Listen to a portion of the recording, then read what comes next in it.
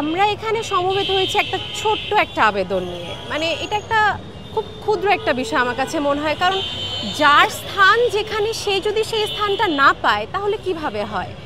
আমার অগ্রজ অনুজরা অনেক ধরনের কথা বলে গেছে, আপনারা সবাই শুনেছেন, এবং আমার বক্তব্য শেষে এতটুকুই থাকবে যে বিএসএস এমএসএস করার পরেও আমরা প্রত্নতত্ত্বের শিক্ষার্থীরা কেন প্রত্নতত্ত্ব অধিদপ্তরে এবং জাদুঘরগুলোতে এখনও সরকারি চাকরির জন্য আবেদন করতে পারছি না।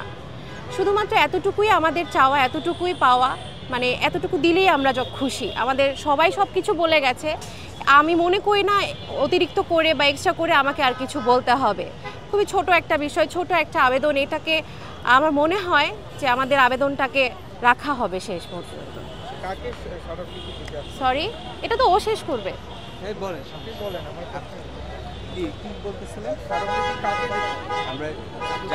আমরা জাদুঘরে ডিজি বরাবর একটা স্মারকলিপি প্রদান করার চেষ্টা করছি।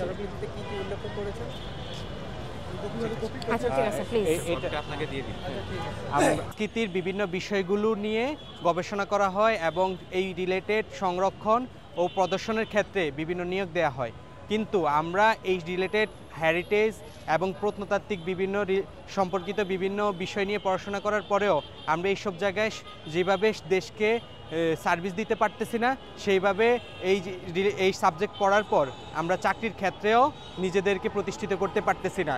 এটা যেমন সরকারের টাকা অপচয়, তেমনি আমাদের ক্যারিয়ারকে হ্যাম্পার্ড করে এবং সংস্কৃতি নিয়ে পড়াশোনার ক্ষেত্রে বাংলাদেশের এই সব ডিপার্টমেন্টের শিক্ষার্থীরা তাদের আগ্রহ হারিয়ে ফেলে। তো আমরা সংস্কৃতি মন্ত্রণালয় সহ এই সংস্কৃত কেন্দ্রিক যতগুলো বিষয় যেসব জায়গায় দপ্তরে নিয়োগ দেওয়া হয় সেইখানে প্রত্নতত্ত্বকে অন্তর্ভুক্ত করার জন্য জোর আহ্বান জানাচ্ছি। এর মাধ্যমে বাংলাদেশের শিক্ষার ক্ষেত্রে, সংস্কৃতির ক্ষেত্রে আমরা বিজ্ঞান ভিত্তিক একটা সুন্দর ইতিহাস বিনির্মাণ করে সংরক্ষণ করে পুরো পৃথিবীর সামনে তুলে ধরতে পারবো। এই লক্ষ্যে আজকে আপনাদের সামনে বক্তব্য পেশ করবেন মাহিদ। আমরা জানি যে সংস্কৃতি মন্ত্রণালয়ের অধীনস্থ যে ডিপার্টমেন্ট প্রত্নতত্ত্ব অধিদপ্তর এবং বাংলাদেশের যতগুলো জাদুঘর রয়েছে সেই জাদুঘরের চাকরিগুলোতে, সরকারি চাকরিগুলোতে আমাদের প্রত্নতত্ত্ব বিভাগের সুযোগ থাকার কথা, কিন্তু সেখানে আমাদের যারা স্নাতক বা স্নাতকোত্তর করে বেরিয়ে যাচ্ছেন তাদেরকে আবেদনের যোগ্যতাটুকুই দেওয়া হচ্ছে না। ন্যূনতম আবেদনের যে যোগ্যতা, সেই আবেদনের যোগ্যতা থেকেই আমাদের লিস্টে আমাদের নাম যুক্ত করা হচ্ছে না। সেই দাবি থেকে আমরা এসেছি যেন আমাদের সরকারি চাকরি এই সকল সরকারি চাকরিতে সরকারি চাকরির প্রবিধানমালায় আমাদের এই প্রত্নতত্ত্ব বিভাগের নাম যেন সংযুক্ত করা হয়। এবং আমরা জানি যে বিভিন্ন সরকারি যেসব জাদুঘর রয়েছে সেই জাদুঘরগুলোতে পর্যাপ্ত পরিমাণ জনবল নেই, তারা 1/3 লোক বা অনেক সময় তারও কম সংখ্যক লোক নিয়ে তারা এই জাদুঘরগুলো কোনো রকমে পরিচালনা করছেন। আমরা চাই যে জাদুঘরগুলোতে সম্পূর্ণ আমাদের প্রত্নতত্ত্ব বিভাগের প্রবিধানমালাতে আমাদের সুযোগ সৃষ্টি করা সাপেক্ষে এবং এই জাদুঘরগুলোতে পূর্ণাঙ্গ একটি সার্কুলার প্রকাশ করার দাবি আমরা এখানে পেশ করতে এসেছি। সেই অনুসারে আমরা আজকে স্মারকলিপি প্রদান করছি এবং এখানে আমরা মানববন্ধন করছি।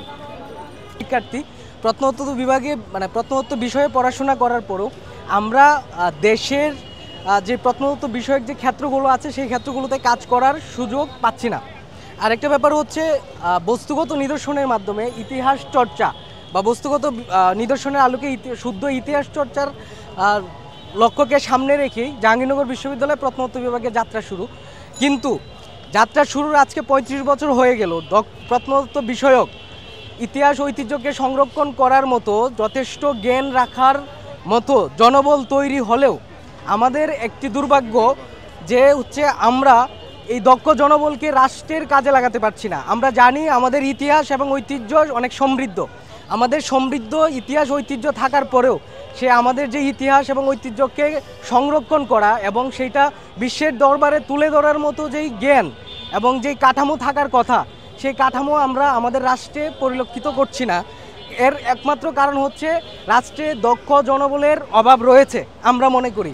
এবং এই প্রত্নতত্ত্ব বিষয়ক একটা ডিসিপ্লিন থাকার পরেও, এই ডিসিপ্লিন থেকে আমরা পড়াশোনা করার পরেও আমরা প্রত্নতত্ত্ব বিষয়ক যেই বস্তু আছে, বস্তুগত নিদর্শন সংরক্ষণ এবং প্রদর্শনের ক্ষেত্রে আমাদের যে অভিজ্ঞতা, আমাদের যে জ্ঞান আছে সেটা কাজে লাগানোর মতো কোনো ক্ষেত্র আমরা পাচ্ছি না। এতে সরকারের যেমন অর্থ অপচয় হচ্ছে, আমরা মনে করি আমাদের শিক্ষার্থীদের মধ্যে প্রত্নতত্ত্ব বিষয়ক পড়াশোনা করার পরেও, জ্ঞান লাভ করার পরেও এক ধরনের হতাশা তৈরি হচ্ছে। আরেকটি বিষয়, আমরা প্রত্নতত্ত্ব বিভাগে যখন পড়াশোনা করে আসছি, যখন থেকে আমরা আমাদের যেই 4 বছরের যে একটা কোর্স এবং আরেক বছরের মাস্টার্সের যে একটা কোর্স স্নাতকোত্তর, আমরা সেইখানে জাদুঘর বিষয়ক, আধুনিক জাদুঘর বিষয়ক সকল ধরনের কোর্স করার পরেও, ইতিহাস বিষয়ক কোর্সগুলো অধ্যয়ন করার পরেও আমরা জাদুঘরের মতো একটা ক্ষেত্রে আমরা কাজ করার সুযোগ রাখতে পারছি না, সুযোগ পাচ্ছি না। সেক্ষেত্রে আমি মনে করি বা আমরা সকলেই মনে করি, আমরা যারা প্রত্নতত্ত্ব বিষয়ে পড়াশোনা করে আসছি, আমাদের জ্ঞান এবং আমাদের সেই দক্ষতা আছে জাদুঘরকে আরও আধুনিকায়ন করা এবং আরও আধুনিকতার সাথে বিশ্ব দরবারে তুলে ধরা, এবং বাংলাদেশে যে প্রত্নতাত্ত্বিক যেই সাইটগুলো আছে, যেই ক্ষেত্রগুলো আছে, সেই ক্ষেত্রগুলোতে জাদুঘর যেই সাইট মিউজিয়ামগুলো আছে, সেই সাইট মিউজিয়ামগুলোকে আরও আধুনিকায়ন করে পর্যটনের যে একটা সম্ভাবনাময় দ্বার আছে, সেই দ্বারটাকে আমরা খুলে দিতে পারবো।